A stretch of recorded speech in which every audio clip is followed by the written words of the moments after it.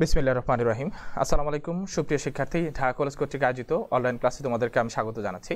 আমি শান্তনু হাসান, প্রভাষক ব্যবস্থাপনা বিভাগ, ঢাকা কলেজ, ঢাকা। আমি তোমাদের সাথে ব্যবসা সংগঠন ও ব্যবস্থাপনা এই বিষয় নিয়ে অনেক দিন ধরেই ক্লাস নিচ্ছি। আজকে আমি এই ব্যবসা সংগঠন ও ব্যবস্থাপনার অষ্টম অধ্যায় ব্যবসার আইনগত দিক এটি নিয়ে আলোচনা করব। ব্যবসার আইনগত দিক নিয়ে আলোচনা শুরু করার আগে আমরা গত ক্লাসে আমরা সমবায় সমিতির সৃজনশীল প্রশ্নের কিভাবে উত্তর করতে হবে এই বিষয়টা নিয়ে আলোচনা আমরা করিনি, বা সৃজনশীল প্রশ্নের উত্তর কিভাবে করা যায় এটা আমাদের গত ক্লাসে বাদ ছিল। তো আমরা এইটা শেষ করে আমরা আজকে ব্যবসার আইনগত দিক যেটা আছে এই অষ্টম অধ্যায় আইনগত দিক নিয়ে আলোচনা শুরু করব। তো আমরা মূলত আজকে আলোচনা করব হচ্ছে দুটো অধ্যায় নিয়ে। প্রথম অধ্যায়টা আমাদের থাকবে হচ্ছে সমবায় সমিতির লাস্ট পার্ট, এবং এরপরে আমরা আলোচনা করব হচ্ছে ব্যবসার আইনগত দিক নিয়ে। তো আমরা এখন যদি ব্যবসার আইনগত দিকে যাই, স্লাইডটা চেঞ্জ হয় না। তো আমরা যদি এখানে ব্যবসার আইনগত দিকে যাই, বা আজকে আমরা যে টপিকগুলো আলোচনা করব সেই টপিকগুলো যদি আমরা আলোচনা করি, সেই টপিকগুলো আমরা একটু দেখি যে বিষয়গুলো আলোচনা করব। আমরা সৃজনশীল প্রশ্নের উত্তর করব সেটা বলেছি, এবং আমরা এখানে ব্যবসার আইনগত দিক নিয়ে বিস্তারিত আলোচনা করব, যেটা তোমাদের অষ্টম অধ্যায়ে ব্যবসার আইনগত দিক যেটা আছে, অষ্টম অধ্যায়ে ব্যবসার আইনগত দিক নিয়ে আলোচনা করব। এবং এই অষ্টম অধ্যায়ে ব্যবসার আইনগত দিক যেটা আছে, ব্যবসার আইনগত দিকের ভিতরে আমরা মূলত দুইটি টপিক নিয়ে আলোচনা করব। প্রথম টপিকটি হচ্ছে আমরা এই যে ব্যবসার যে প্যাটেন্ট আছে, প্যাটেন্ট নিয়ে আমরা আলোচনা করব, এবং দ্বিতীয় যেটি আছে আমরা এইখানে ট্রেডমার্ক নিয়ে আলোচনা করব। তো প্যাটেন্ট এবং ট্রেডমার্ক এই দুইটি বিষয় নিয়ে আমরা বিস্তারিত আলোচনা করব। প্যাটেন্ট কি, অথবা প্যাটেন্টের সুবিধা কি, বা প্যাটেন্ট কিভাবে রেজিস্ট্রেশন করা যায়, প্যাটেন্টের রেজিস্ট্রেশন এটা নিয়ে আলোচনা করব। সেম ট্রেডমার্ক কি, এবং ট্রেডমার্কের সুবিধা কি, এবং ট্রেডমার্কের রেজিস্ট্রেশন কিভাবে করা যায় এটা নিয়েও আমরা আলোচনা করব। তো এখানে আমরা আজকের যে আলোচনার বিষয়, তো আমরা এখানে এই ট্রেডমার্ক বা প্যাটার্ন এটা নিয়ে বিস্তারিত তো আলোচনা করব, ঠিক আছে। তো প্যাটার্ন বা ট্রেডমার্ক নিয়ে আলোচনা করার আগে তো আমরা এখানে আমরা ব্যবসার যে আইনগত দিক আছে, ব্যবসার আইনগত দিকে যাওয়ার আগে আমরা আজকে সমবায় সমিতি নিয়ে একটু আলোচনা শুরু করি। যে সমবায় সমিতির যে লাস্ট টপিকটা ছিল, সমবায় সমিতির লাস্ট টপিকটা আমরা শেষ না করলে আসলে আমরা এই ব্যবসার আইনগত দিকে যেতে পারছি না। তো সেই কারণে আজকে আমরা সৃজনশীল প্রশ্ন, ব্যবসার আইনগত দিক সমবায় সমিতির যে সৃজনশীল প্রশ্ন ছিল গত ক্লাসে যেটা আলোচনা হয়নি, সেটা নিয়ে আজকে প্রথম আলোচনা শুরু করব। তো তোমরা একটু স্ক্রিনে দেখো, তোমাদের আমি দুইটা সৃজনশীল প্রশ্ন রেখেছি আজকের ক্লাসে আলোচনার জন্য। প্রথম যে সৃজনশীল প্রশ্নটি আছে, প্রথম সৃজনশীল প্রশ্নটিতে তোমরা যদি একটু পড়ো, এখানে বিস্তারিত লেখা আছে। দেখো যে প্রথম সৃজনশীল প্রশ্নটিতে বলা আছে যে এখানে ঢাকার আজিমপুর এলাকার এখানে স্বপ্ননীর সমবায় সমিতি এবং স্বপ্নচূড়া সমবায় সমিতি নামে দুটি সমবায় সংগঠন আছে, এবং তারা তাদের সদস্যদের মধ্যে প্রথম যেই স্বপ্ননীর সমবায় সমিতি আছে, এই স্বপ্ননীর সমবায় সমিতি তাদের ক্ষুদ্র ক্ষুদ্র উৎপাদিত পণ্য সম্মিলিতভাবে ন্যায্য মূল্যে বিক্রয়ের জন্য তারা এই সমবায় সমিতিটি গঠন করে, এবং অন্যদিকে স্বপ্নচূড়া সমবায় সমিতি যেটি আছে এটি সম্মিলিতভাবে সরাসরি উৎপাদকের কাছ থেকে নিত্য প্রয়োজনীয় পণ্য ক্রয় করে নিজেরা ভাগ করে নেয়। তো এই হচ্ছে দুইটা এখানে স্বপ্নচূড়া এবং স্বপ্ননীর সমবায় সমিতি, দুইটা সমবায় সমিতি, এবং তারা উভয়ই সমবায় সমিতির সদস্যদের আর্থিক কল্যাণের জন্যই গঠিত হয়। এবং এখানে এই উদ্দীপকের উপর ভিত্তি করে তোমাদের নিচে 4টা প্রশ্ন দেওয়া আছে, যে 4টা প্রশ্নের উত্তর আমরা এখানে আনসার করতে হবে। 4টা প্রশ্ন হচ্ছে, এখানে প্রথম যে প্রশ্নটি আছে সেটি হচ্ছে আমরা এই উদ্দীপক থেকে আলোচনা করার জন্য যেটা আমরা বলি যে প্রথম প্রশ্ন বা 1 নম্বরের প্রশ্ন, সেটি হচ্ছে সমবায় সমিতি কি। খ নম্বরের প্রশ্নটা হচ্ছে সমবায় সমিতির দুটি মৌলিক নীতি উল্লেখ করো, এবং 3 নম্বর হচ্ছে স্বপ্ননীর সমবায় সমিতি এবং স্বপ্নচূড়া সমবায় সমিতির মধ্যে সম্পর্ক ব্যাখ্যা করো, এবং ঘ নম্বর যেটা প্রশ্ন আছে সেটা হচ্ছে উদ্দীপকে বর্ণিত স্বপ্ননীর ও স্বপ্নচূড়া সমবায় সমিতি দুটি কিভাবে সদস্যদের আর্থিক কল্যাণ সাধন করছে বিশ্লেষণ করো। তো আমরা এইখানে আজকে যেহেতু বলেছি যে আমরা সৃজনশীল প্রশ্ন নিয়ে বিস্তারিত আলোচনা করব, কিভাবে সৃজনশীল প্রশ্ন আনসার করতে হয়। তো এখানে আমরা যদি বলি যে এখানে তোমাদের কোশ্চেনের প্যাটার্ন হচ্ছে ক খ গ গ, এখানে 1 2 3 4 এইভাবে মার্কসগুলো ডিস্ট্রিবিউশন করা থাকে। ক নাম্বার প্রশ্নটা সাধারণত জ্ঞানমূলক হয়ে থাকে, এখানে সরাসরি জানতে চাওয়া হয় তোমাদের পঠিত বিষয়ের উপরে যে কোনো একটা বিষয়ের উপরে তোমার নির্দিষ্ট তোমার জ্ঞান কেমন সেটা জানার জন্য 1 মার্কের একটা কোয়েশ্চেন করা হয়। এটাতে কোনো চিন্তা করার বিষয় না, এটা হচ্ছে মুখস্থ বিদ্যা, এটা হচ্ছে জ্ঞানমূলক প্রশ্ন। 1 নাম্বার প্রশ্নটা যেমন এখানে আছে যে সমবায় সমিতি কি। তো আমরা এখানে গত ক্লাসগুলোতে যে সমবায় সমিতির সংজ্ঞা আলোচনা করেছি, যে কোনো একটা সংজ্ঞা তুমি দিয়ে দিলেই এখানে চলবে। যে আমরা সমবায় সমিতি আমরা গত ক্লাসে যেভাবে পড়েছি যে সমবায় সমিতি হচ্ছে এখানে সমাজের নিম্ন বা এখানে সমশ্রেণীর মানুষের আর্থিক কল্যাণ সাধনের উদ্দেশ্যে যখন তারা যৌথভাবে সম্মিলিত প্রচেষ্টার মাধ্যমে সর্বনিম্ন 20 জন সদস্য নিয়ে তারা বৈধভাবে আইনগত প্রতিষ্ঠান স্থাপন করে, যেটার আইনগত সত্তা থাকবে এবং যেটা কৃত্রিম ব্যক্তি সত্তার অধিকারী হয়, এরকম একটা প্রতিষ্ঠান গঠন করে যখন তারা নিজেদের আর্থিক কল্যাণ সাধনের জন্য যে কোনো বৈধ ব্যবসা প্রতিষ্ঠান পরিচালনা করবে, তখন এটাকে আমরা সমবায় সমিতি বলবো। তো এইভাবে আমরা সমবায় সমিতি কি সেটা সংজ্ঞা লিখে দিতে পারি। এটা হচ্ছে 1 মার্কসের জন্য থাকে। তারপরে খ নাম্বার যেটা আছে, খ নাম্বারের প্রশ্নটা হচ্ছে তোমাদের এখানে যে সমবায় সমিতির 2টি মৌলিক নীতি উল্লেখ করো। তো আমরা সমবায় সমিতির মৌলিক নীতি যেটা, মৌলিক নীতি নিয়ে আমরা প্রথম ক্লাসে আলোচনা করেছিলাম। তো তুমি যে কোনো 2টি মৌলিক নীতি এখানে আলোচনা করবে, যেহেতু এটা 2 মার্কসের কোয়েশ্চেন। সমবায় সমিতির মৌলিক নীতিগুলো আমরা অনেকগুলো মৌলিক নীতি পড়েছি, একতা, সাম্য, সহযোগিতা, ভ্রাতৃত্ব, সততা, ন্যায়পরায়ণতা, গণতন্ত্র। তো তুমি যে কোনো 2টা মূলনীতি এখানে লিখে দিলেই চলবে। ধরো যে আমরা যদি বলি একতা, হ্যাঁ, তো এটা সমবায় সমিতির একটা মূলনীতি। তো তুমি উপরে লিখবা যে সমবায় সমিতির 2টি মূলনীতি নিম্নে আলোচনা করা হলো, দিয়ে তুমি 2টা মূলনীতি লিখবা। প্রথম যে মূলনীতিটা আছে, আমরা যদি বলি যে একতা, যে সমবায় সমিতি আমরা যেটা বলি যে একতাই বল বা 10 মিলি করি কাজ হারি জিতি নাইলাজ। তো সমবায় সমিতি এই মূল মন্ত্র নিয়ে গঠিত এবং এখানে সবার ক্ষুদ্র ক্ষুদ্র সঞ্চয়গুলা সম্মিলিতভাবে একটা সমষ্টিগত সঞ্চয় হিসাবে বা বিনিয়োগ হিসাবে বৃহৎ কোনো উদ্দেশ্য অর্জনের জন্য কিন্তু এখানে সদস্যরা এইখানে এটাকে কাজে লাগাতে পারে, বা যে কোনো একটা বৈধ ব্যবসা কিন্তু তারা এই ক্ষুদ্র ক্ষুদ্র সঞ্চয়গুলো নিয়ে করতে পারে। এবং সমাজে যারা দুর্বল মানুষ, দুর্বলরা আমরা ওই যে 10-এর বোঝা আর 10-এর লাঠি 1-এর বোঝা, যেমন আমরা বলি যে সমাজে যারা দুর্বল আছে তারা কিন্তু একার ইনকামে বা একার এখানে যেই আর্থিক সামর্থ্য সেটা দিয়ে কিন্তু সে কোনো বৈধ ব্যবসা স্থাপন করাটা তার জন্য প্রায় অসম্ভব। তো সেই কারণে সে যদি সম্মিলিতভাবে সবার সাথে তার ক্ষুদ্র সঞ্চয়টা দিয়ে তার মেধা অথবা তার শ্রম খাটিয়ে যদি সে চায় যে সে বৈধ উপায়ে তার আর্থিক কল্যাণ সাধন সে করবে, এটা কিন্তু সম্ভব। তো সেই কারণে আমরা এখানে সমবায় সমিতির যেই মূলমন্ত্র বা এখানে মূলনীতি যেটা আছে, মূলনীতি লিখতে বললে আমরা একতার কথাটা এইভাবে লিখে দিতে পারি, ঠিক আছে। এরপরে আমরা সাম্যর কথা যদি বলি, বা একতা, সাম্য, গণতন্ত্র, যে কোনো একটা তুমি এখানে লিখে দিতে পারো। তো এই বৈশিষ্ট্যগুলো আমরা গত ক্লাসে আলোচনা করেছি, এইভাবে তুমি এটার আনসারটা করে দিবা। তো ক এবং খ, ক এবং খ এর আনসার কিন্তু সহজ। ক এবং খ, ক হচ্ছে জ্ঞানমূলক, খ হচ্ছে অনুধাবন। হ্যাঁ, আমরা এখানে আমরা খয়ে যেটা বলি যে খটা আসলে তুমি বিষয়টা একটু বিস্তারিত বা ডিপলি এই বিষয়টা থেকে কি বুঝেছ, এটাও অনেকটা জ্ঞানমূলকই, কিন্তু এটা কি বুঝেছি সেটা উপলব্ধি করে আমরা সাধারণত এই খয়ের আনসারটা করে থাকি। তো এটা উপলব্ধি হিসাবেই আমরা এখানে অনুধাবন হিসাবে আমরা এটা দিয়ে থাকি প্রশ্নটা, খয়ের প্রশ্নটা। তারপরে হচ্ছে আমাদের এখানে ক খ গ যেটা আছে, গতে আমরা এখানে এটা হচ্ছে এখন প্রয়োগে চলে যাই আমরা। ঘটা হচ্ছে প্রয়োগ, এরপর হচ্ছে ঘ হচ্ছে এখানে উচ্চতর দক্ষতা। তো আমরা এখানে যদি এখানে ক খ বলি, ক খ হচ্ছে পুরোটাই হচ্ছে তোমার জ্ঞানের উপরে, জ্ঞান অনুধাবন। তারপর হচ্ছে ঘ হচ্ছে এখানে তোমাদের এখানে হচ্ছে প্রয়োগের প্রশ্নটা চলে আসে, যে আমরা প্রয়োগের ক্ষেত্রে যেটা বলি যে উপরে উদ্দীপক দেওয়া থাকবে, এই উদ্দীপকের আলোকে তুমি তোমার পঠিত বিষয়ের যে লব্ধ জ্ঞান, উদ্দীপকের আলোকে পঠিত বিষয়ের লব্ধ জ্ঞানটা তুমি খাটিয়ে তোমার যেই প্রশ্নটা দেওয়া আছে সেটার উত্তরটা তুমি এখানে করবে। যেমন এখানে যেটা দেওয়া আছে যে স্বপ্ননির এই ক খ গতে যেটা উত্তর প্রশ্ন দেওয়া আছে, স্বপ্ননির সমিতি ও স্বপ্নচূড়া সমবায় সমিতির মধ্যে সম্পর্কে দেখাও। তো স্বপ্ননির এবং স্বপ্নচূড়া সমবায় সমিতির মধ্যে সম্পর্ক দেখাতে বলছে। তো এখানে কিন্তু তোমার পার্থক্য বলে নাই, তোমার এখানে পার্থক্য হইলে এক জিনিস হইতো, আবার এখানে যেহেতু সম্পর্ক বলছে এটা কিন্তু আনসারটা অন্যভাবে করতে হবে। তো সম্পর্ক হইলে আনসারটা একরকম হবে আর পার্থক্য হইলে একরকম হবে। তো আমরা এখানে স্বপ্ননির সমবায় সমিতির এবং স্বপ্নচূড়া সমবায় সমিতির এখানে প্রকৃতিটা দেখব, যে এই সমবায় সমিতিটা আসলে কোন প্রকৃতির।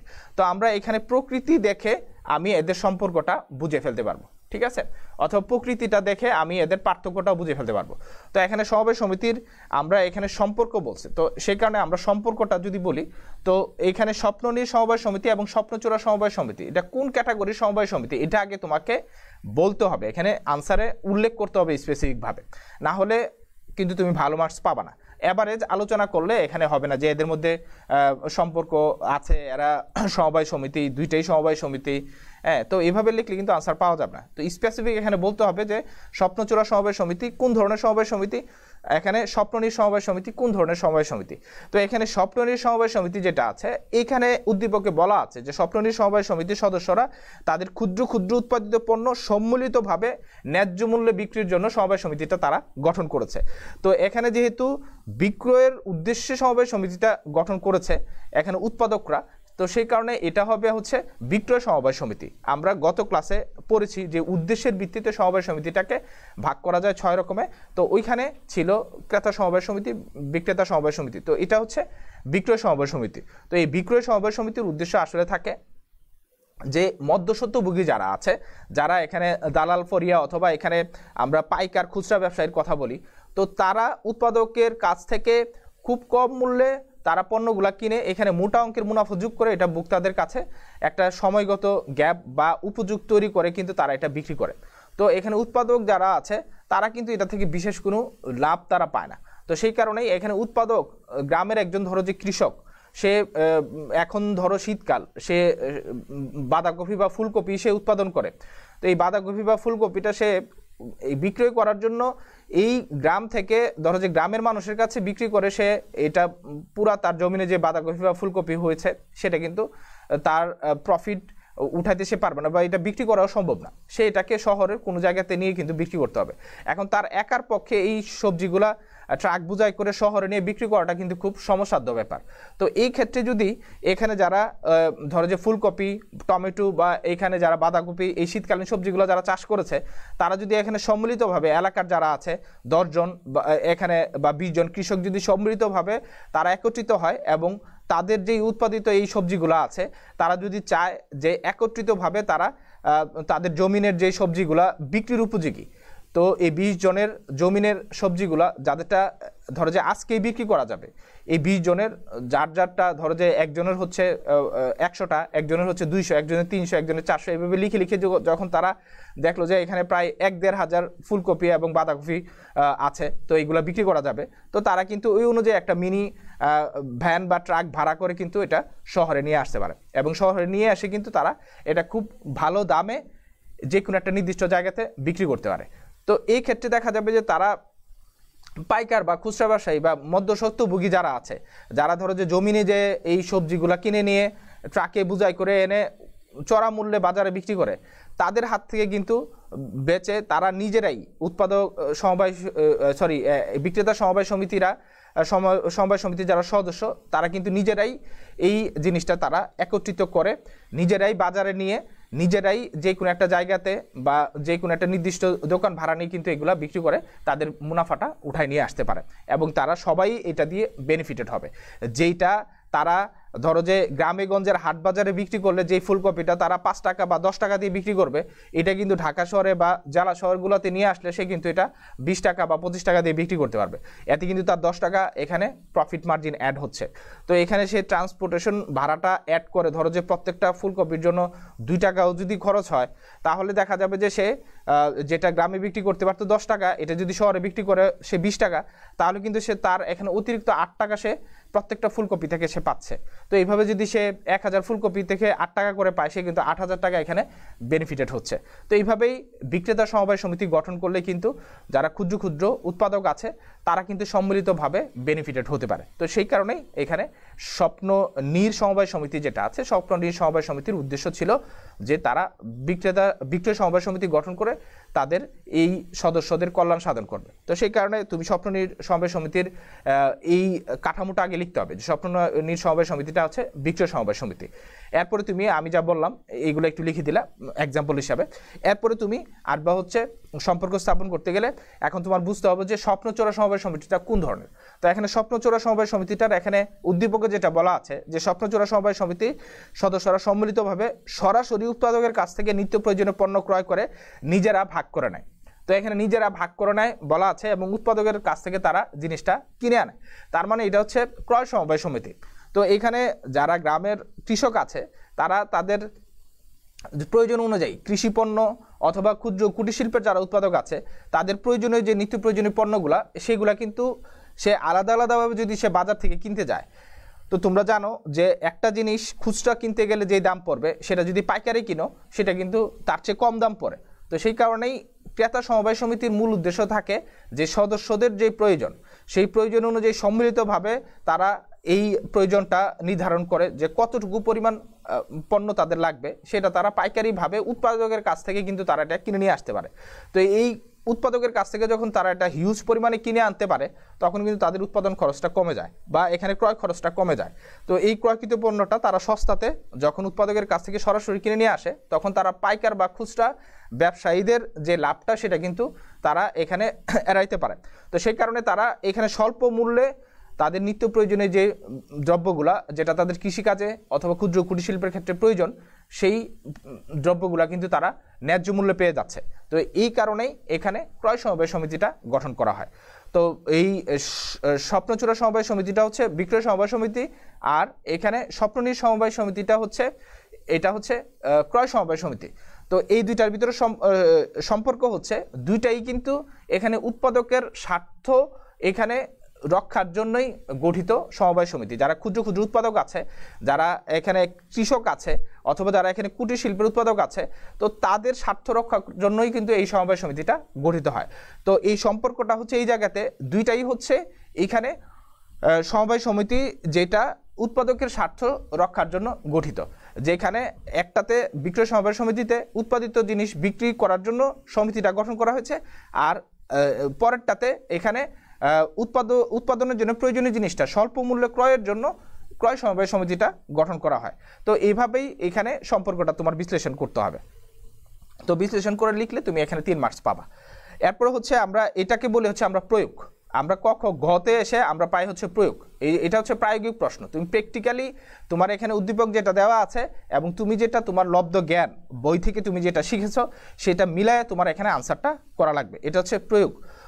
এরপরের যে প্রশ্নটা আছে ঘ নাম্বারের ঘ, এইটাতে হচ্ছে উদ্দীপকে বর্ণিত স্বপ্ননীড় ও স্বপ্নচোরা সমবায় সমিতি দুইটি কিভাবে সদস্যদের আর্থিক কল্যাণ সাধন করবে সেটা তুমি বিশ্লেষণ করো। তো এই দুইটা এখানে কিভাবে আর্থিক কল্যাণ সাধন করবে সদস্যদের, এইটা তোমার এখানে ব্যাখ্যা বিশ্লেষণ করে বুঝাইতে হবে। তো এটা হচ্ছে উচ্চতর দক্ষতার। এই উত্তরটা কিন্তু তোমার বইয়ের ভিতরে দেওয়া থাকবে না, বা এই উত্তরটা তোমার উদ্দীপকও দেওয়া নাই। এই উত্তরটা তোমার এখানে নিজে নিজে লিখতে হবে। এটা হচ্ছে হায়ার অর্ডারের কোশ্চেন আমরা বলি, এবং এইটা হচ্ছে তোমার ভালো এবং মিডিয়াম এবং ধরো যে যারা দুর্বল এই ক্যাটাগরির ছাত্রদেরকে আলাদা করার কোশ্চেন। এই কোশ্চেনটা দিয়েই আমরা ধরো যে একদম যারা ভালো মার্কস পাবে, যারা মধ্যম এবং যারা কম মার্কস পাবে, এটা আলাদা করি হচ্ছে আমরা এই প্রশ্নটা দিয়ে। এই প্রশ্নটা সবাই লিখতে পারে না, কারণ এই প্রশ্নটা হচ্ছে হায়ার অর্ডারের কোশ্চেন। এই প্রশ্নটার উত্তর তোমার সরাসরি বই থেকে তুমি পাবা না, বা সরাসরি বই থেকে লিখলে এটার উত্তর হবে না, কারণ তুমি কোশ্চেন দেখেই বুঝতেছো এখানে সরাসরি বইয়ের উত্তর এখানে গ্রহণযোগ্য হবে না। যেমন এখানে বলা আছে যে উদ্দীপকে বর্ণিত স্বপ্ননীড় এবং স্বপ্নচোরা সমবায় সমিতি দুটি কিভাবে সদস্যদের আর্থিক কল্যাণ সাধন করে। এখন কিভাবে আর্থিক কল্যাণ সাধন করে এটা তোমার নিজের বুদ্ধি বিবেচনা দিয়ে উপরের ঘটনা দিয়ে তোমার এখানে লিখতে হবে। কিভাবে আর্থিক কল্যাণ সাধন করে আমরা কিন্তু উপরের আলোচনাতে একটু বলেছি যে তুমি যদি এখানে বিক্রেতা সমবায় সমিতি গঠন করো, তুমি যদি ধরো যে তোমার আমরা এখানে বলেছি সবজি বিক্রেতা যারা আছে তারা যদি সমবায় সমিতি গঠন করে, তারা যদি গ্রামে ধরো যে একটা ধরো যে ফুলকপি বিক্রি করে বা বাঁধাকপি বিক্রি করে 5 টাকা, ঠিক আছে, তো সে যদি এই গ্রাম থেকে যদি সে একটু উপজেলা লেভেলে যদি নিয়ে আসে বা থানাতে যদি নিয়ে আসে, সেইটাকে ধরো যে আরও 3 টাকা বেশি বাড়ায়া 7 টাকা 8 টাকা অথবা সে ধরো যে সর্বোচ্চ 10 টাকায় সে বিক্রি করতে পারবে, ঠিক আছে। তো তুমি এখানে আর্থিকভাবে কিভাবে লাভবান হয় এটা তোমার টাকার ফিগার দিয়ে বুঝাই দিতে হবে। ধরো যে সে একদম যদি তার জমিনে বিক্রি করে, সে হচ্ছে 5 টাকা করে যারা জমিন থেকে এসে নিতেছে, সে যদি ধরো যে বাজারে নিয়ে যায় সে 60 টাকা করে বিক্রি করতে পারে। আর সে যদি ধরো যে তার গ্রামের বাজার পার হয়ে যদি সে থানা লেভেলে বাজারে নিয়ে যায় তাহলে সে এটা 10 টাকা দরে বিক্রি করতে পারতেছে। এখন ধরো যে থানা লেভেলে না দিয়ে সে যদি এখন চায় যে জেলা শহরে যে যাবে তাহলে সে কিন্তু 15 টাকা এখানে এটা বিক্রি করতে পারতেছে। অথবা সে যদি যেখানে ধরো যে এটা চাহিদা আছে সবচেয়ে বেশি ওইখানে যদি পাঠাইতে যায় তাহলে কিন্তু সে এখানে এটা আরেকটু লাভে এখানে বিক্রি করতে পারবে। ধরো যে এখানে 15 টাকাই সে লাভে বিক্রি করলো, 15 টাকা দিয়ে সে বিক্রি করলো। তো সে যদি জমিনে বিক্রি করে সে 5 টাকা বিক্রি করতেছে। আর যদি সে এটা কোনো জেলা শহরে নিয়ে যায় তাহলে কিন্তু সে 15 টাকা দিয়ে বিক্রি করতেছে। তোমার এখানে প্রফিট মার্জিন কিন্তু এখানে থাকতেছে হচ্ছে 10 টাকা। তুমি জমিন থেকে শুধুমাত্র তুমি জেলা শহরে নিয়ে গেলা, এতেই তোমার প্রফিট মার্জিন হয়ে যাচ্ছে কিন্তু তোমার 10 টাকা। তো তুমি এইভাবে তুমি প্রফিট মার্জিনটা দেখাইতে হবে যে উৎপাদক সমবায় সমিতিতে যারা আছে, বিক্রেতা সমবায় সমিতিতে, বিক্রেতা সমবায় সমিতির সদস্যরা যদি সম্মিলিতভাবে এখানে ধরো যে 50 জন কৃষক, এখানে 50 জন কৃষক যদি সম্মিলিতভাবে তাদের উৎপাদিত যে জিনিসটা, হ্যাঁ, এটা যদি তারা কোনো ট্রাক বোঝাই করে কোনো জেলা শহরে পাঠায়, 50 জন কৃষকের জন্য দেখা যাবে যে এখানে ট্রাক ভাড়া পড়লো হচ্ছে তোমার ধরো যে 10,000 টাকায়। তো 50 জন কৃষকের জন্য 10,000 টাকা ট্রাক ভাড়া পড়লো। তো প্রত্যেক কৃষকের জন্য তোমার এখানে ট্রাক ভাড়া করতে পড়তেছে, প্রত্যেক কৃষকের জন্য যদি তুমি বলো এখানে ট্রাক ভাড়া কিন্তু পড়তেছে শুধুমাত্র হচ্ছে তোমার 200 টাকা। তুমি যদি এটা ভাগ দাও 200 টাকা কিন্তু এখানে প্রত্যেক কৃষকের জন্য ট্রাক ভাড়া পড়ে হচ্ছে 200 টাকা।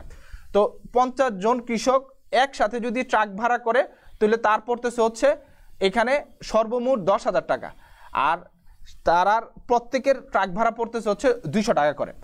তো তুমি যদি এখন কোনো কৃষককে সে খুব ভালো ফলন ফলাইছে, দেখা গেছে যে তার এখানে ফুলকপি বলো বা বাঁধাকপি বলো খুবই সুন্দর এক্সিলেন্ট, এটা তার 15-20 টাকা বিক্রি হওয়ার মতো, কিন্তু সে যদি গ্রামে বিক্রি করে সে এটা বিক্রি করতে হবে 5 টাকাতে। তো সে এইটা যদি ট্রাক ভাড়া দিয়ে শহরে নিয়ে আসতে হয় বা তার জমিনে যেই সবজি উৎপাদন হয়েছে এটা ট্রাকই লাগবে, ঠিক আছে, প্রচুর পরিমাণে তার এখানে ফুলকপি অথবা তার বাঁধাকপি সে উৎপাদন করছে।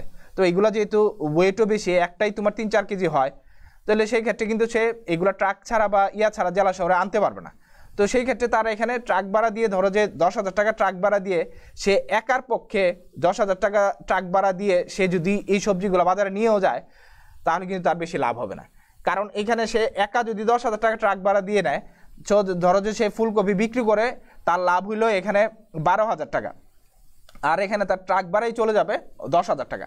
তো তাতে কিন্তু তার কোনো বিশেষ কোনো লাভ হবে না। কিন্তু সে যদি এখানে সমবায় সমিতির মাধ্যমে যায়, সে যদি এখানে বিক্রেতা সমবায় সমিতি গঠন করে, বিক্রেতা সমবায় সমিতির মাধ্যমে যদি সে ট্রাকে তার পণ্যগুলো পাঠায় দেয় এবং কন্টিনিউয়াসলি যদি সে পাঠায়, ধরো যে ট্রাকে যদি সে পণ্যগুলো পাঠায় তাহলে সে ধরো যে 12,000 টাকার পণ্য সে ট্রাকে পাঠাইলো এবং তার এখানে ট্রাক ভাড়া পড়বে হচ্ছে ধরো যে 50 জনের কাছে যেহেতু সে শেয়ার করে এটা যাচ্ছে, এখানে ট্রাক ভাড়া শুধুমাত্র 200 টাকা তারে দিতে হবে। তাহলে কিন্তু ধরো যে সে 12,000 টাকার না এখানে কিছু কম সে পাঠাবে, যতটুকু তার ধরো যে ট্রাকে জায়গা তার জন্য বরাদ্দ থাকে সে ততটুকুই পাঠাবে, অথবা যতটুকু সে পাঠাইলো ততটুকু অনুযায়ী তার ট্রাক ভাড়াটা বেশি বা কম লাগবে। ধরো যে সে ট্রাক ভাড়া 3 জনের সমান সে পাঠাইলো, তাও তার এখানে দিতে হবে হচ্ছে, সে যদি 3 জনের সমান ট্রাক ভাড়া দিয়ে পাঠায় তাইলেও তার দিতে হবে এখানে 600 টাকা। অথবা সে এখানে 3 জন না 5 জনের সমান সে পাঠাইলো, যে সে তার যে ফুলকপি এই ফুলকপিটার পরিমাণ হইলো এখানে 5 জনের সমান হবে, তাহলে 5 জনের সমান হইলে 200 টাকা করা হইলে 5 গুণন তার 1,000 টাকা ধরো যে এখানে ট্রাক ভাড়া খরচ পড়বে। তাহলে সে 12,000 টাকা যদি ফুলকপি বিক্রি করতে পারে, 1,000 টাকা ট্রাক ভাড়া দিলেও তার এখানে 11,000 টাকা লাভ থাকবে। তো এইভাবেই তোমার এখানে আর্থিক কল্যাণ কীভাবে সদস্যদের সাধিত হবে এটা তুমি এখানে কিছু এক্সাম্পল দিয়ে নিজের মতো করে বানায় তুমি এখানে লিখে দিতে পারবা। তো এইভাবেই তোমার এখানে এই 4-এর যে উত্তরটা, এই 4-এর উত্তরটা কিন্তু তোমার এইভাবেই করতে হবে। তুমি যদি 4-এর উত্তরটা ধরো যে বই থেকে যদি লিখতে দাও হুবহু, বই থেকে তুমি এই উত্তরগুলো পাবা না। তো সেই কারণেই আমরা এখানে যখন উদ্দীপকগুলা দেই, আমাদের এখানে উদ্দীপক লিখার জন্য এখানে 4 ক্যাটাগরির প্রশ্ন আমাদের দেওয়া থাকে। এখন কোন ক্যাটাগরির প্রশ্নের জন্য তুমি কিভাবে উত্তর করবা সেটা কিন্তু তোমার এখানে জানতে হবে। যেমন এখানে আমি প্রথম যে কোয়েশ্চেনটা বলেছি যে এখানে সমবায় সমিতি কি, অথবা এখানে সমবায় সমিতির 2টি মৌলিক নীতি আলোচনা করো, এগুলো সবই হচ্ছে তোমার এখানে এটা জ্ঞান এবং অনুধাবনমূলক, এটা সবাই অ্যাভারেজ লিখবে।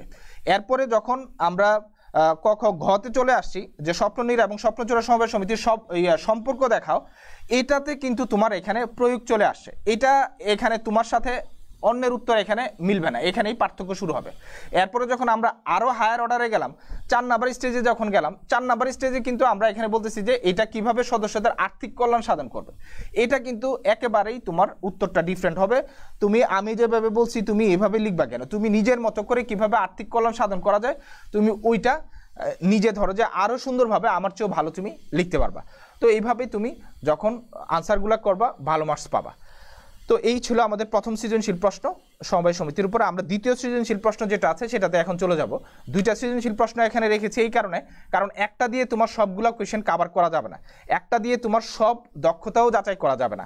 তো সেই কারণেই আমরা দুইটা কোয়েশ্চেন এখানে দিলাম। দ্বিতীয় যে কোয়েশ্চেনটা আছে এখানে দেখো যে এখানে সাভারের হেমায়েতপুরের 20 জন জুতা প্রস্তুতকারী কারখানার মালিক মিলে আইনগত সত্তা বিশিষ্ট একটি প্রতিষ্ঠান গড়ে তোলেন এবং এইখানে প্রতিষ্ঠানটি গঠিত হওয়ার পর এই গত 3 বছর যাবৎ প্রতিষ্ঠানটি এখানে 10 লাখ, 12 লাখ এবং 16 লাখ টাকা করে প্রত্যেক বছরই এই প্রতিষ্ঠানগুলো প্রফিট করেছে এবং এই প্রতিষ্ঠানের যে প্রফিট, এই অর্জিত মুনাফা থেকে বিধি মোতাবেক তারা সঞ্চিত তহবিলে এখানে রেখে অবশিষ্ট টাকা নিজেদের মতে বন্টন করে নেয় এবং এখানে তারা নিজেদের আবাসন সমস্যা সমাধানের জন্য সাভারের একটা এলাকা আছে বাসিলাই, ওইখানে একটা এককালীন 10 লাখ টাকা কিস্তি প্রদান করে একটা প্লট কেনার সিদ্ধান্ত নেয়।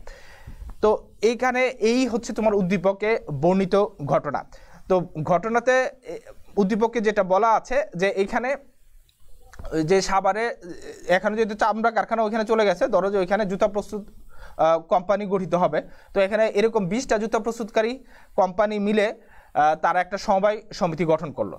সমবায় সমিতিটা কোন ধরনের এটা কিন্তু এখানে বলে নাই, এটা একটু পরেই তোমরা কোশ্চেনে পাবা। তো সমবায় সমিতি তারা গঠন করছে, তো একটা প্রতিষ্ঠান গঠন করছে বলছে, এটা কোন ধরনের প্রতিষ্ঠান এটা বলে নাই, কিন্তু তোমার উত্তরে তুমি কিন্তু এটা বলতে হবে যে এটা হচ্ছে সমবায় সমিতি। তো এটা কোন ধরনের সমবায় সমিতি এটাও তোমার স্পেসিফিক করে বলে দিতে হবে। তো এই সমবায় সমিতিতে তারা করলো কি, এই সমবায় সমিতিতে তারা তাদের প্রত্যেক বছরের যেই মুনাফাটা আছে, এই সমবায় সমিতি 20 জন জুতা প্রস্তুতকারী প্রতিষ্ঠান যারা আছে তারা সম্মিলিতভাবে তাদের জুতাগুলো উৎপাদিত করে বিক্রি করে। তো এই বিক্রয়ের বাবদ তারা প্রত্যেক বছর যে মুনাফাটা পাচ্ছে, এই গত 3 বছরের মুনাফার পরিমাণটা তারা এখানে দিয়েছে যে গত 3 বছরে তারা 10 লাখ, 12 এবং তৃতীয় বছরে 16 লাখ টাকা মুনাফা করেছে। তো এই মুনাফাটা তারা বিধি মোতাবেক, এখানে বিধি বলেছে যে এখানে যেইভাবে প্রতিষ্ঠানটা গঠিত হয়েছে ওই প্রতিষ্ঠান মানে গঠিত হওয়ার ওই গঠনতন্ত্র অনুযায়ী এখানে কিছু বিধি আছে যে মুনাফাটা কতটুকু বন্টন করা যাবে। যেমন এক মালিকানা হইলে মুনাফা পুরাটাই সে নিয়ে যেতে পারবে, অংশীদারি হইলেও অংশীদারদের মধ্যে সমানভাবে বা মূলধন অনুপাতে বন্টন করতে পারবে, কোম্পানি হইলে শেয়ার অনুপাতে বন্টন করবে। এটা কোন ধরনের কোম্পানি বা এটা কোন ধরনের প্রতিষ্ঠান, তো সেই অনুযায়ী মুনাফাটা বন্টিত হবে বিধি মোতাবেক। তো এইখানে তোমার বলে দিতে হবে এটা যেহেতু সমবায় সমিতি, তোমার ওই সমবায় সমিতির উপবিধি অনুযায়ী এখানে মুনাফাটা বন্টিত হবে।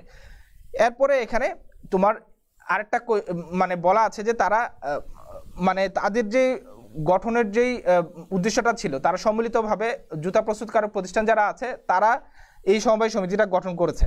গঠন করার পরে তারা চলে গেছে হচ্ছে আরেকটা জায়গাতে, সেটা হচ্ছে যে তারা এখন প্লট ক্রয় করার জন্য তারা 10 লাখ টাকা এককালীন জমা দিয়ে প্লট ক্রয় করবে।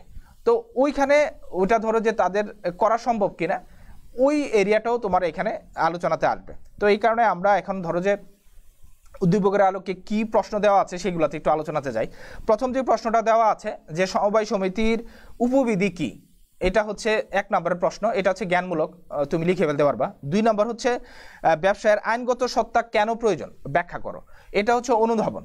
ঠিক আছে, এটা সরাসরি বইয়ে ধরো যে তোমার ওইভাবে লেখা নাই, কিন্তু তুমি লিখতে পারবা, এটা জ্ঞান অনুধাবন প্রায় কাছাকাছি। এরপরের কোশ্চেনটা হচ্ছে তোমার এখানে প্রয়োগ, প্রকৃতি বিচারে উপযুক্ত প্রতিষ্ঠানটি কোন ধরনের সমিতি, এই যে উপরের প্রতিষ্ঠানটি কোন ধরনের সমিতি প্রকৃতি বিচারে তোমার এখানে এটা উল্লেখ করতে বলছে, তো এটা তোমার এখানে উল্লেখ করে ব্যাখ্যা করতে হবে। এরপরে হচ্ছে তোমার এখানে ক খ গ, ঘ নাম্বার উত্তরে যেটা আছে, ঘতে এখানে বলা আছে তুমি কি মনে করো সঞ্চিত তহবিল হতে আবাসন সমস্যার সমাধান সম্ভব। এই যে উপরে বললো তারা 10 লাখ টাকা দিয়ে বাসিলায় একটা প্লট ক্রয় করবে, এটা দিয়ে কি আসলে আবাসন সমস্যার সমাধান করা সম্ভব কিনা। উদ্দীপকের বিবেচনায় যুক্তিসহ ব্যাখ্যা, উদ্দীপক বিবেচনায় যুক্তিসহ তোমার এখানে ব্যাখ্যা করতে বলছে।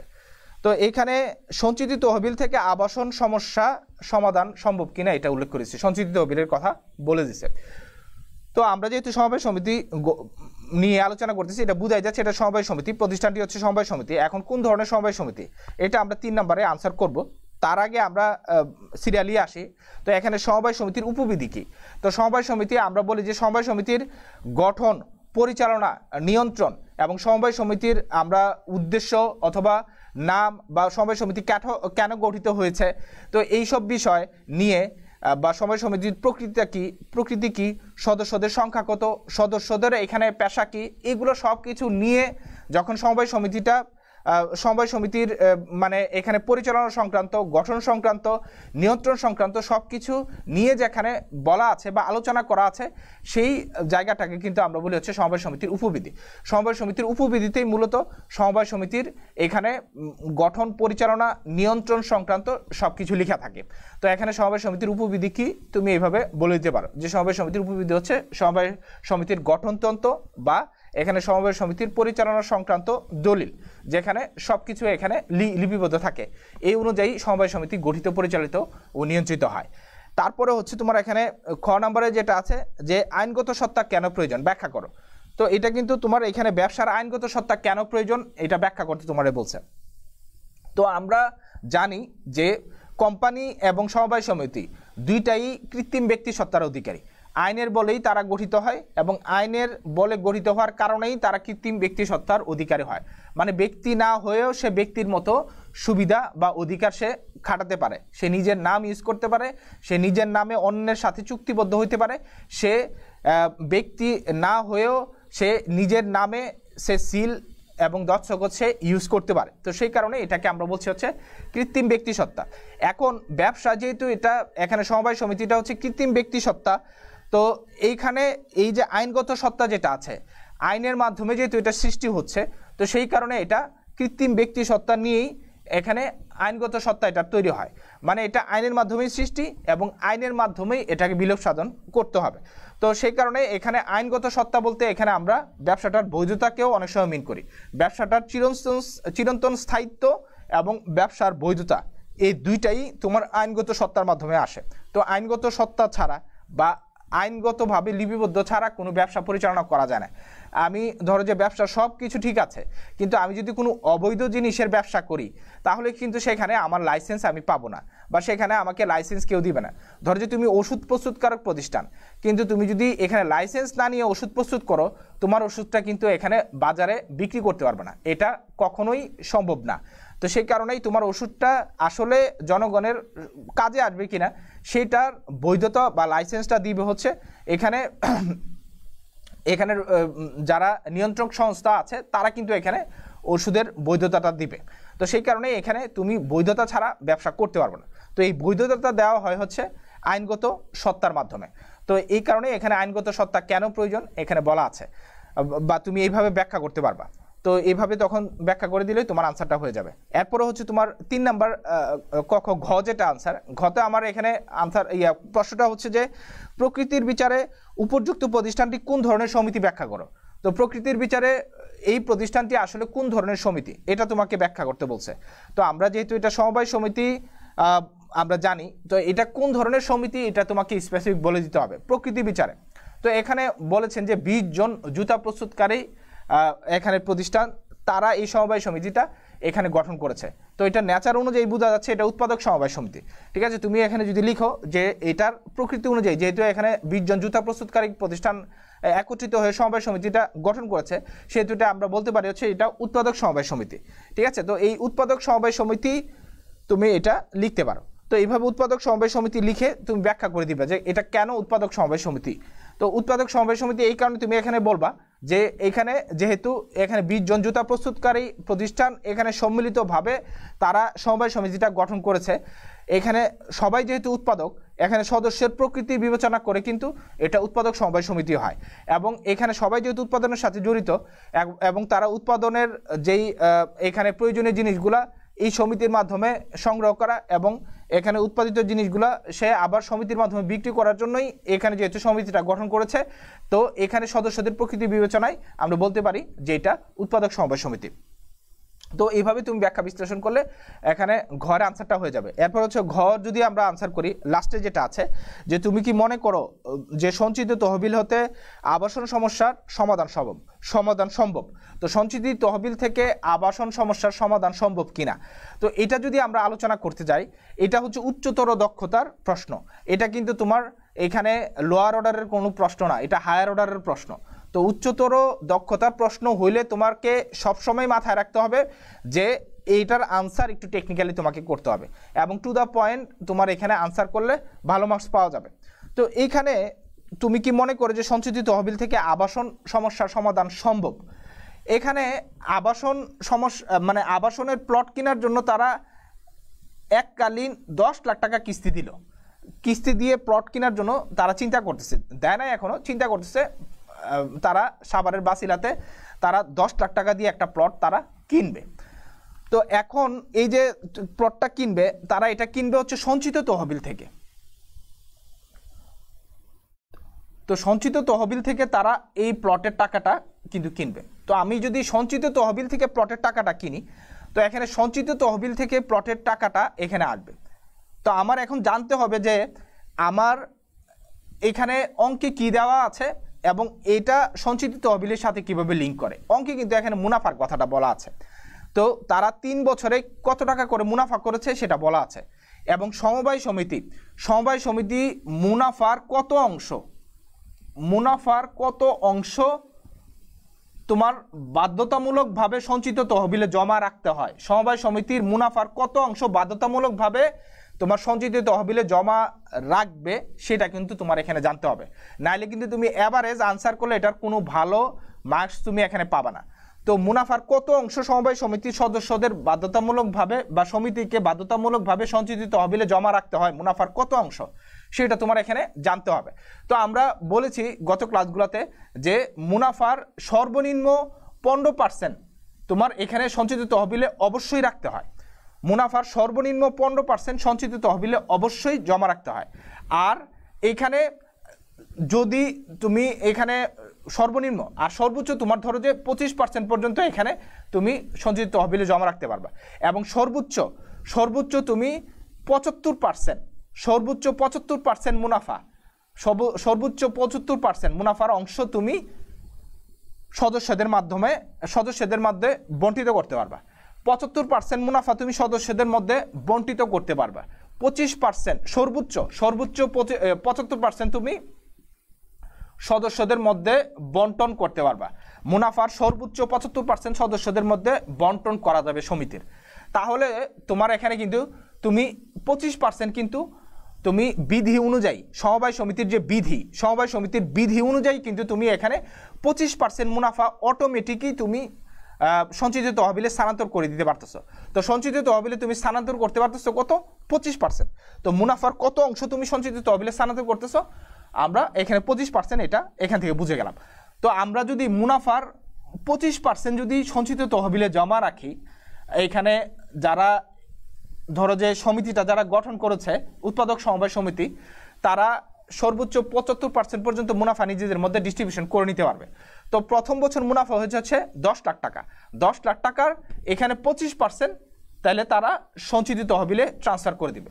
তো 10 লাখ টাকার 25% যদি প্রথম বছর তারা যদি এখানে সঞ্চিত তহবিলে স্থানান্তর করে, প্রথম বছরে আসবে হচ্ছে 25% যদি তোমার এখানে স্থানান্তর করা হয় 10 লাখ টাকার, তোমার এখানে আসতেছে হচ্ছে তোমার 25,000 টাকা আর 2,50,000 টাকা। ঠিক আছে, তো 2,50,000 টাকা এখানে আসতেছে। 2,50,000 টাকা তোমার প্রথম বছর এখানে মুনাফা হিসেবে আসতে, মানে সঞ্চিত তহবিলে আসতেছে মুনাফার একটা অংশ। দ্বিতীয় বছর তোমার তারা মুনাফা করেছে হচ্ছে 12 লাখ টাকা। 12 লাখ টাকা হলে তারা 25% সঞ্চিত তহবিলে তোমার বিধি অনুযায়ী স্থানান্তর করতে পারবে। তো 25% যদি বিধি অনুযায়ী তোমার সঞ্চিত তহবিলে স্থানান্তর করে, এখানে মুনাফা হয়েছে হচ্ছে তোমার এখানে 12 লাখ টাকা। তাহলে তারা 25%, 12 লাখ টাকার 25% 3 লাখ টাকা। 3 লাখ টাকা কিন্তু তারা বিধি অনুযায়ী তোমার সঞ্চিত তহবিলে স্থানান্তর করে দিতে পারবে।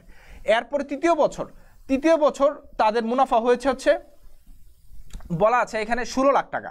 তাহলে 16 লাখ টাকার 25% তারা কিন্তু এখানে 4 লাখ টাকা বিধি অনুযায়ী এখানে সঞ্চিত তহবিলে স্থানান্তর করে দিতে পারবে। তো আমরা যদি এখানে 4 লাখ 3 লাখ এবং 2,50,000 এই টোটালটা যদি আমরা যোগ করি 2,50,000 3 লাখ এবং এখানে 4 লাখ, তো আমাদের এখানে কিন্তু আসে হচ্ছে 9,50,000 টাকা। তো আমরা কিন্তু এখানে 9,50,000 টাকা সঞ্চিত তহবিল থেকে আমরা সরাসরি পাচ্ছি।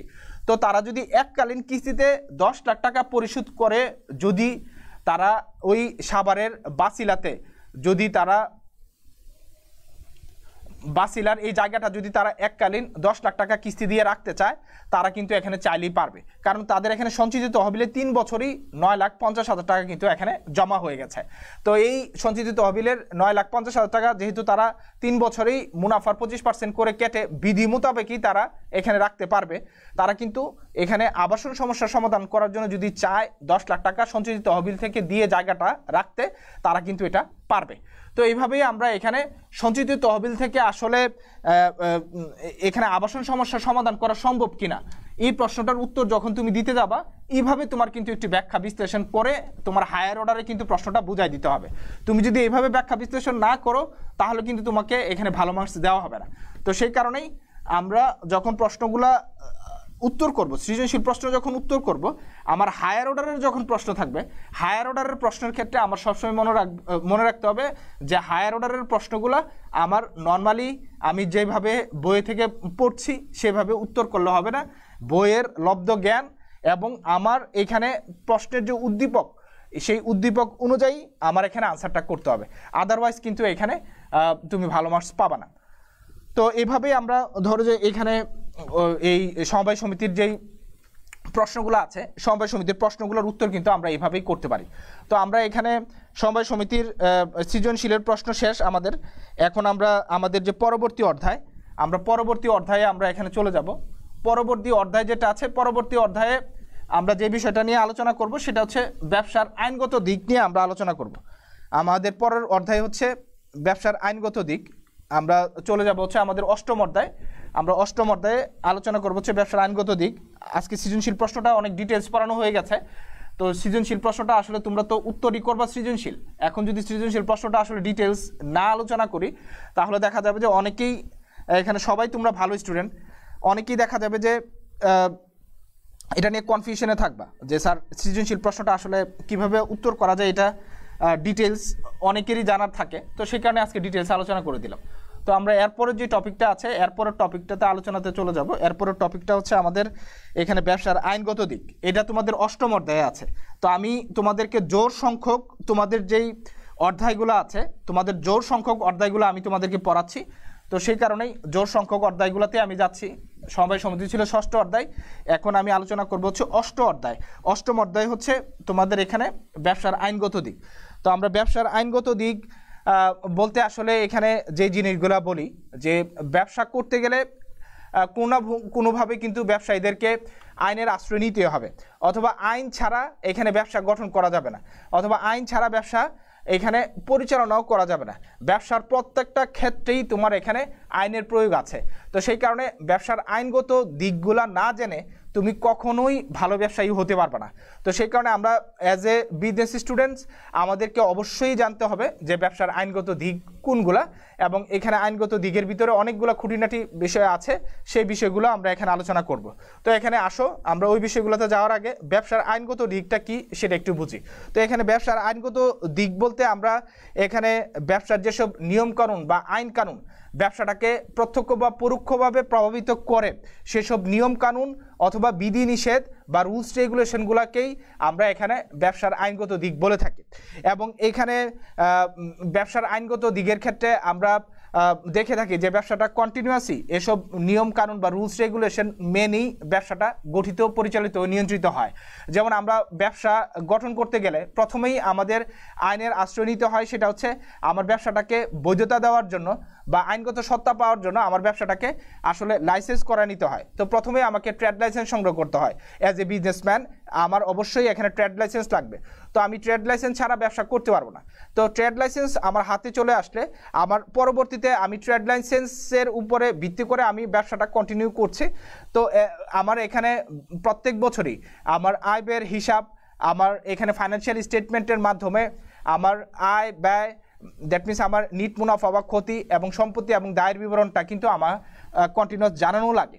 তো এটা আমাকে কোনো না কোনোভাবে যে সংশ্লিষ্ট যারা নিয়ন্ত্রণকারী প্রতিষ্ঠান আছে তাদের কাছে কিন্তু এই হিসাবগুলো দিতে হয়। তো সেই কারণে আমার এখানে আমার কত টাকা লাভ হয়েছে বা ক্ষতি হয়েছে সেটা বের করে কিন্তু এই জিনিসটা করতে হয়। তো এই লাভ ক্ষতির উপরে আমাকে ট্যাক্সও দিতে হয়। তো সেই কারণে লাভ ক্ষতিটা আমি হিসাব করব, নির্দিষ্ট প্রতিষ্ঠান বা নিয়ন্ত্রণকারী সংস্থার কাছে আমি ইনফর্ম করব। পাশাপাশি আমাকে এখানে সরকারি যে সংস্থা আছে যারা এখানে ট্যাক্স ক্যালকুলেশন করে তারা কিন্তু এখানে এই ট্যাক্স আমার নির্দিষ্ট সময় পর পর আমার এখান থেকে কেটে রাখে। তো আমার এই কারণে এখানে ই-টিন বা এখানে ইলেকট্রনিক ট্যাক্স আইডেন্টিফিকেশন নাম্বার কিন্তু আমার খোলা লাগে। তো এই ই-টিনের মাধ্যমে আমি এই আমার প্রত্যেক বছর যে ইনকাম হয়েছে সেই ইনকামের উপরে কিন্তু আমি ট্যাক্স পরিশোধ করি। এরপরে আমার এখানে যদি আমার টিন নাম্বার থাকে, পাশাপাশি আমার ভ্যাট নিবন্ধন নাম্বারও থাকে। তো ব্যবসায়ী হলে দেখা যাবে যে তার এই ভ্যাট নিবন্ধন নাম্বারটাও লাগে। তো এখানে ইনকামের উপর ইনকাম ট্যাক্স দিতে হয়। আবার ইনকামের বাইরে এখানে যে ভ্যালু অ্যাডেড ট্যাক্স যেটা আছে, ভ্যালু অ্যাডেড ট্যাক্স প্রত্যেকটা পণ্য কেনার ক্ষেত্রে বা এখানে বিক্রয়ের ক্ষেত্রে কিন্তু এই ভ্যালু অ্যাডেড ট্যাক্সটা কিন্তু যুক্ত হয়।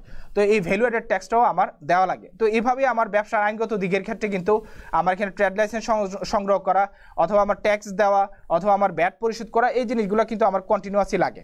এছাড়াও আমরা এখানে ব্যবসার আইনগত দিক যখন আমরা আলোচনা করি যে আমাদের ব্যবসা যেভাবে গঠিত হয়, ধরো যে আমরা একদম শুরু থেকেই যখন বলি যে এক মালিকানা ব্যবসায় ধরো যে শুধুমাত্র ট্রেড লাইসেন্স সংগ্রহ করেই নির্দিষ্ট ধরো যে অঞ্চলে বা এরিয়াতে অথবা উপজেলা লেভেল থেকে তোমার ট্রেড লাইসেন্স সংগ্রহ করে আমরা কিন্তু ব্যবসাটা গঠন করে ফেলতে পারি। অংশীদারি ব্যবসার ক্ষেত্রে এখানে তোমার অংশীদারি চুক্তিপত্র লাগে এবং চুক্তিপত্রটা আমাদের এখানে নিবন্ধন করা নিতে হয়। তাও আমাদের এখানে রেজিস্ট্রার অফিসে যেতে হয়, নিবন্ধন সার্টিফিকেট নিতে হয়। তো এরপরে আমাদের এখানে কোম্পানি আছে, কোম্পানির ক্ষেত্রে আচ্ছা এখানে আমরা এক মালিকানা ব্যবসা কিভাবে গঠিত হবে, পরিচালিত হবে, নিয়ন্ত্রিত হবে এটার কোনো ধরো যে ধরাবাঁধার কোনো আইন নাই। কিন্তু আমরা যখন অংশীদারি ব্যবসা গঠন করতে যাই, অংশীদারি ব্যবসা গঠন করতে গেলে কিন্তু এখানে আইন আছে, যে আইনগত দিকের কথা আমরা আজকে আলোচনা করছি যে অংশীদারি ব্যবসা গঠন করতে গেলে 1932 সালের অংশীদারি আইন অনুযায়ী অংশীদারি ব্যবসাটা নির্দিষ্ট নিয়মেই গঠন করতে হয়। এরপরে হচ্ছে তোমার এখানে কোম্পানি গঠন করতে গেলে আমরা কোম্পানি আইন 1994 সালের কোম্পানি আইন অনুযায়ী কিন্তু কোম্পানিটাকে গঠন করতে হয়। এবং কোম্পানিটা গঠিত হইলে এখানে কোম্পানি আমরা প্রাইভেট লিমিটেড কোম্পানি আছে, পাবলিক লিমিটেড কোম্পানি আছে। প্রাইভেট লিমিটেড কোম্পানি গঠিত হইলেই সে দেখা যায় যে ব্যবসা শুরু করতে পারে, কিন্তু পাবলিক লিমিটেড কোম্পানি এখানে নিবন্ধন পাওয়ার পরই ব্যবসা শুরু করতে পারে না, তাকে কার্যারম্ভের অনুমতিপত্র সংগ্রহ করতে হয়। এটা একটা আইনগত দিক। এরপরে হচ্ছে তোমার সমবায় সমিতি গঠন করতে গেলে সমবায় আইন আছে, 2001 সালে সমবায় আইন এবং 2004 সালে সমবায় বিধি, এগুলা দিয়েই কিন্তু ব্যবসাটা গঠিত, পরিচালিত এবং নিয়ন্ত্রিত হয়। তো এভাবেই আমরা ব্যবসার আইনগত দিক নিয়ে আলোচনা করি বা ব্যবসার আইনগত দিকগুলো আমাদের এখানে কাজে লাগে। এছাড়া আমরা যদি এখানে ব্যবসার আইনগত দিক আরও কিছু দিক আছে আমরা যদি আলোচনা করি যে আমরা যদি এখানে নতুন কোনো ব্যবসা প্রতিষ্ঠান স্থাপন করতে যাই বা কলকারখানা স্থাপন করতে যাই, আমাদের পূর্বের যে আইন ছিল, আমরা 1906 সালের যে আমাদের এখানে শ্রম আইন আছে, এই শ্রম আইনটা কিন্তু আমাদের অনুসরণ করতে হয়। কারণ লেবার লর ভিতরে থেকেই আমার যারা শ্রমিক আছে তাদেরকে কিন্তু আমার এখানে তাদের যে পারিশ্রমিক আছে সেটা পরিশোধ করা লাগে এবং তাদের সুযোগ সুবিধাটাও দেওয়া লাগে। এছাড়াও এখানে 1965 সালের কারখানা আইন আছে। আমার যদি এখানে প্রোডাকশন ওরিয়েন্টেড কোনো ব্যবসা আমি করি তাহলে কিন্তু আমার এখানে কারখানা আইনটা মেনেই কিন্তু আমার ব্যবসাটা পরিচালনা করতে হবে। এছাড়া এখানে ক্ষুদ্র কুটির শিল্প কর্পোরেশন থেকে আমি যদি নতুন অথবা এখানে অস্থায়ী কোনো এখানে ব্যবসা প্রতিষ্ঠান স্থাপন করতে যায় বা উৎপাদন প্রতিষ্ঠান স্থাপন করতে যায় তাহলে কিন্তু আমার ক্ষুদ্র কুটির শিল্প থেকেও আমার এখানে যদি উৎপাদনমুখী প্রতিষ্ঠান হয় এখান থেকে অনুমতি নিতে হবে। এছাড়াও আমাদের এখন বর্তমানে যেটা আছে যে সবচেয়ে বড় কনসার্ন যেটা আছে, আমি ব্যবসার সব অনুমতি নিয়ে নিলাম, আমি আইন অনুযায়ী সব ব্যবসা আমি গঠন করলাম, পরিবেশ অধিদপ্তর থেকে তোমার ব্যবসা করার জন্য ছাড়পত্র নিতে হবে। পরিবেশ অধিদপ্তর থেকে ছাড়পত্র ছাড়া তুমি ব্যবসা করতে পারবে না, তোমার ব্যবসাটা পরিবেশের ক্ষতি করবে না এই মর্মে পরিবেশ অধিদপ্তর থেকে তোমার এখানে ছাড়পত্র নিতে হবে। এরপরে তোমার এখানে আমরা ব্যবসা গঠন করার জন্য যেই মানে একদম বেসিক যেই রুলসগুলো আছে আমরা এই আইনের ভিতরেই পাই। ব্যবসা গঠন করার জন্য যেই আইনগুলা আমাদের তৈরি হয়েছে, কোম্পানি আইন অথবা এখানে অংশীদারি ব্যবসা গঠন করার জন্য যে আইন অথবা সমবায় সমিতি গঠনের জন্য যে আইন বা বিধি অথবা এখানে পরিবেশ রক্ষা অথবা এখানে বন্যপ্রাণী সংরক্ষণ আইন বা বিধি, তো এইগুলা সবগুলাই আমরা এখানে মেনে আমাদের ব্যবসা প্রতিষ্ঠানটা গঠন, পরিচালনা এবং নিয়ন্ত্রণটা আমরা করে থাকি। তো এভাবেই আমরা এখানে ব্যবসার আইনগত দিকটা নিয়ে আলোচনা শুরু করলাম। আমরা এই ক্লাসগুলোতে যে বিষয়গুলো আলোচনা করব, আমরা মূলত ব্যবসার খুঁটিনাটি বিষয়গুলো, যেমন এই ব্যবসা করতে গেলে যে কোনো ব্যবসার ক্ষেত্রেই ব্যবসা করতে গেলে তার প্যাটার্ন লাগে, বা প্যাটার্ন বলতে আমরা এখানে ইন্টেলেকচুয়াল প্রপার্টিও বলি, যে ব্যবসাটা আসলে এখানে প্যাটার্ন ছাড়া করা যাবে না, বা ব্যবসাটা আসলে প্যাটার্ন ছাড়া হয়ও না। যেমন আমরা ব্যবসা গঠন করতে গেলে আমরা দেখি যে যারা এখানে উদ্ভাবক যারা আছে বা আবিষ্কারক যারা আছে, তারা কিন্তু তাদের কাজের স্বীকৃতি হিসাবে তার কাজটা অন্য কেউ কপি করে ফেলবে না, বা অন্য কেউ তার অনুমতি ছাড়া এটা উৎপাদন করবে না। এই যে নিশ্চয়তাটা, এটা কিন্তু তার দরকার পড়ে। তো সেই কারণেই এখানে প্যাটার্ন আইনটা তোমার জানতে হবে, যে প্যাটার্নটা কি সেটা আগে তোমার বুঝতে হবে।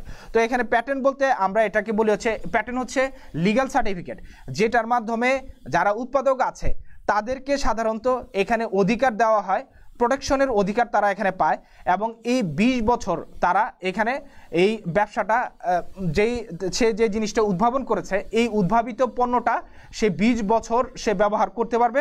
এবং এইটা এখানে কেউ এটাতে ধরো যে অবৈধভাবে এটা তার নাম ব্যবহার করে বা এই পণ্যটা কপি করে উৎপাদন করতে পারবে না বা বিপণন করতে পারবে না, এই মর্মে সরকার তাকে অধিকারটা দিয়ে রাখে। বাংলাদেশের ক্ষেত্রেও সে 20 বছর, এবং বিশ্বের বিভিন্ন অঞ্চলে এই সময়টা ভেরি করে। তো এই প্যাটার্ন আইনটা প্রচলিত আছে। তো এই প্যাটার্ন আইন যেটা আছে, প্যাটার্নটা আসলে আমরা বলি হচ্ছে এটা হচ্ছে বৈধতা বা আবিষ্কারের এইখানে পরিচিতি, যে সে এটা আবিষ্কার করেছে, এটার সার্টিফিকেট হিসাবে সাধারণত এই প্যাটার্নটা দেওয়া হয়ে থাকে। এবং প্যাটার্ন আমরা দেখেছি যে প্যাটার্ন আইন আসলে সর্বপ্রথম ইতালিতে 1474 সালে এই প্যাটার্ন আইনটা চালু হয়, এবং ওইখান থেকে চালু হওয়ার পর থেকে অদ্যাবধি এখন প্যাটার্ন আইন চলছে এবং নতুন নতুন সংস্করণ এসেছে। তো আমাদের ক্লাস আসলে 50 মিনিট অলরেডি পার হয়ে গেছে। আমরা এই বিষয়গুলো নিয়ে বিস্তারিত তোমাদের পরের ক্লাসে আলোচনা করব। তো আমরা পরের ক্লাসে বিস্তারিত অনেক কিছু আলোচনা করব। তো আজকে আর আমরা বেশি এইগুলা নিয়ে আলোচনা করব না। আমাদের এখানে তোমাদের হোমওয়ার্ক ছিল, হোমওয়ার্কও এটাও ছিল আমাদের ক্লাসের উপরে, যেহেতু আমরা বিস্তারিত আলোচনা করে ফেলেছি হচ্ছে এই তোমার সমবায় সমিতির সৃজনশীল প্রশ্ন নিয়ে। তো সেই কারণে আমরা আসলে এখানে এই কোয়েশ্চেনগুলো নিয়ে আলোচনা করতে পারছি না। তো আমরা এখানে আজকে এই তোমাদের বাড়ির কাজ যেটা আছে, বাড়ির কাজটাও আজকে আলোচনা করব না, বা বাড়ির কাজটাও আজকে থাকবে না। তোমরা বাড়িতে তোমাদের সমবায় সমিতির যেই কাজগুলো ছিল ওইগুলোই তোমরা সুচারুরূপে সম্পন্ন করবে। তো আমরা আজকে ক্লাস এই কয়েকটা নৈতিকতা বা মূল্যবোধের কথা দিয়ে আমরা শেষ করব। প্রত্যেক ক্লাসে আমার এখানে নৈতিকতা ও মূল্যবোধের কথা থাকে, কারণ আমরা প্রত্যেক দিনই আমরা দিনে 24 ঘন্টা সময় পাই, প্রত্যেক দিনই আমরা নতুনভাবে শুরু করি। তো প্রত্যেক দিনই আমাদের এই নৈতিকতা ও মূল্যবোধের উপরেই চলতে হয়। তো আমরা আজকে যে নৈতিকতা ও মূল্যবোধ যেটা আছে, তোমরা স্ক্রিনে দেখো, আমরা বলেছি যে গত ক্লাসে চরিত্র নিয়ে আলোচনা করছিলাম, যেহেতু এটাই সবচেয়ে ভাইটাল ইস্যু। তো আমরা এখানে নৈতিকতার যে কথাগুলো আছে, চরিত্র সংক্রান্তই আজকেও কিছু কথা আছে, যে যার আচরণ যত বেশি ভালো তার চরিত্র তত সুন্দর। গত ক্লাসেও আমরা বলেছি যে আমাদের আচরণটা কিন্তু প্রকাশ পায়, আমাদের চরিত্রের বহিঃপ্রকাশটাই কিন্তু আমাদের বিহেভিয়ারের মাধ্যমে প্রকাশ পায়। আমরা যদি আমাদের নৈতিক যেই ক্যারেক্টার আছে সেটা যদি আমার ভালো না থাকে, তাহলে কিন্তু আমার কাছ থেকে ভালো আচরণ আশা করা যাবে না। আমি যদি দুর্নীতিগ্রস্ত হই, আমার চরিত্র যদি ভালো না থাকে, আমি যদি 2 নম্বরের টাকার প্রতি আমার যদি আকর্ষণ থাকে, আমার কিন্তু সেটা আচরণেই আমার প্রকাশ পাবে। তো সেই কারণে এখানে বলা আছে যার আচরণ যত বেশি ভালো তার চরিত্র তত ভালো। তো সেই কারণে আমাদের এখানে চরিত্রটা আগে ভালো করতে হবে, তাহলে আমার আচরণও অটোমেটিক ভালো হয়ে যাবে। এখানে একটা সুন্দর কথা লেখা আছে আমাদের সূরা আল নূরে, কোরআন শরীফের 26 নম্বর সূরাতে, এখন সূরা আল নূরে এটা বলা আছে যে যার চরিত্র যেমন তার জীবন সঙ্গীও কিন্তু হবে তেমন। তো তোমরা অনেকেই আছো, এখন দেখা যায় যে উঠতি বয়স, তোমাদের কিন্তু এই জিনিসটার প্রতি আগ্রহ অনেক বেশি থাকে। তো এই আগ্রহের কারণে অনেকে নিজের চরিত্রও নষ্ট করে ফেলো, ঠিক আছে? অনেক সময় অনেকের পিছনে দৌড়াতে দৌড়াতে নিজের পরিচয়, নিজের চরিত্র, নিজের ব্যক্তিত্ব সবই নষ্ট করে ফেলো। তো সেই ক্ষেত্রে তোমার ক্ষেত্রে সাজেশন একটাই, তোমার বয়স যেহেতু একদমই কম, তুমি এটা সবসময় মাথায় রাখবা যে তুমি যেমন তোমার জীবনসঙ্গী তেমন হবে। তোমার চরিত্র যদি খারাপ হয়, তুমি কখনোই ভালো জীবনসঙ্গী পাবা না, এটা লিখে রাখছে আল্লাহ, ঠিক আছে? যেহেতু তোমার জীবনসঙ্গী তোমার চরিত্রের উপরে নির্ভর করে, সেই ক্ষেত্রে এটা সূরা আল নূরে বলা আছে, এটা কোরআন শরীফের আয়াত। তো এটা সত্য কথা, এটাতে তুমি সম্পূর্ণ 100% বিশ্বাস করতে পারো। তোমার চরিত্র যদি ভালো না হয়, তুমি কখনোই ভালো মেয়ে পাবা না। তো সেই কারণে তুমি যদি ভালো হও অবশ্যই তোমার জীবনসঙ্গীও ভালো হবে। তো এই কথাটা মাথায় রাখলেই দেখা যাবে যে তোমার, যেহেতু তোমাদের আকর্ষণ এখন বেশি ওদিকে, তো এই কথাটা মাথায় রাখলেও কিন্তু তুমি তোমার চরিত্রটা সুন্দর করার প্রতি একটু মনোনিবেশ করবা। এবং এখানে যার চরিত্র সুন্দর নয় সে জ্ঞানী হলো, তার সঙ্গ ত্যাগ করা উচিত, এটা মাথায় রাখবা। তোমার বন্ধু বান্ধব অনেকেই আছে খুবই ভালো স্টুডেন্ট কিন্তু তার চরিত্র ভালো না, তার থেকে একটু দূরে থাকবা। কারণ এইটা ছোঁয়াচে রোগের মতোই, তার খারাপ বা বদ অভ্যাসটা তোমার উপরে পড়বেই 100%। তো সেই কারণে তার কাছ থেকে দূরে থাকবা, নাহলে তার খারাপ অভ্যাসগুলো তোমার ভিতরে চলে আসবে এবং তোমার চরিত্রও খারাপ হবে। তো সেই ক্ষেত্রে অ্যাডভাইস, যে যত জ্ঞানী হোক তার চরিত্র যদি সুন্দর না হয়, যদি সে যদি সুন্দর মনের মানুষ না হয়, সুন্দর চরিত্রের অধিকারী না হয়, তার এই জ্ঞান তোমার দরকার নাই, তুমি তারা অ্যাভয়েড করো। ঠিক আছে, তুমি চেষ্টা করো তোমারে চরিত্রবান বানাইতে, তোমার চরিত্র সুন্দর করতে। তুমি তার থেকে দূরে থাকলে ইনশাল্লাহ তুমিও পারবা। কারণ আমরা এখানে জানি দিন শেষে একটাই কথা, যদি তোমার চরিত্রই ঠিক না থাকে, চরিত্র হারায় গেলে সব কিছুই হারা যায়। তো সেই কারণেই তুমি নিজে চরিত্রবান হবা এবং তোমার আশেপাশের যারা আছে তাদেরকেও অ্যাডভাইস দিবা, যাতে কোনো ধরো যে তোমার ছোট ভাই থাকতে পারে, তোমার এখানে যারা পরিবারের সদস্য আছে একদম ছোট যারা আছে, তোমার থেকে যারা ছোট, তাদেরকে সবসময় অ্যাডভাইস দিবা যে ভালো কিছু শিখতে, ভালো কিছু অনুকরণ করতে। তো আজকে ক্লাস এখানে আমি শেষ করলাম। ধন্যবাদ সবাইকে, সবাইকে পরবর্তী ক্লাসে আমন্ত্রণ রইল। তো আজকে এখানেই, খোদাহাফেজ।